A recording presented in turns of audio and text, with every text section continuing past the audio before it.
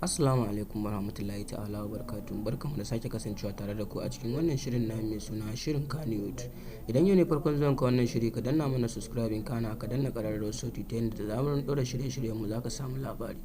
Kamar yadda muka saba kawo muku labari, har lau dai ba mu ƙasa a gwiwa mun kuma kawo muku labari mai rikitarwa.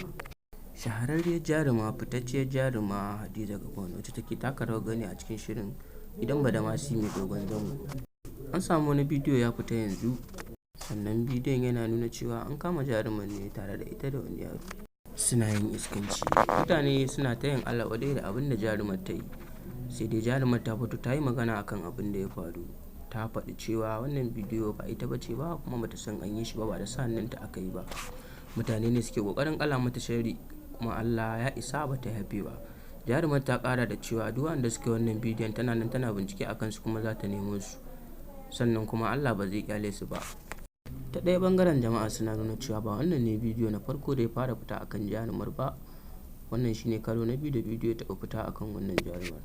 Bidiyo na farko da ya fita jarumar ta fito ta yi magana, al'umma sun yadda. Bidiyo na biyu kuma da ya ƙara fita, mutane suna ta magana akan cewa yaya za a yi ta wanke kanta.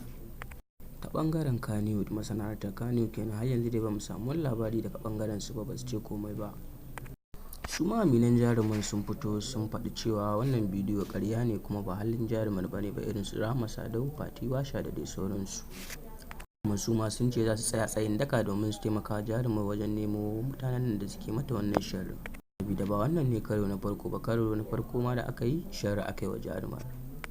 To yanzu abin jin shi ne, za a bar jarumar ta ci gaba da taka rawa a cikin shiri mai dogon zango Gidan Badamasi, ko kuma yaya? Har yanzu dai daraktocin fim din suna nan suna ta tattaunawa akan shi abin da ya faru, amma har yanzu ba su ce komai dangane da maganar ba.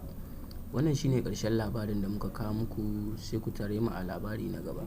Kar ku manta ku danna subscribing kana ku taɓa ƙararrawar sauti ta yadda mun da zarar mun ɗora shirye-shiryen mu za ku same su.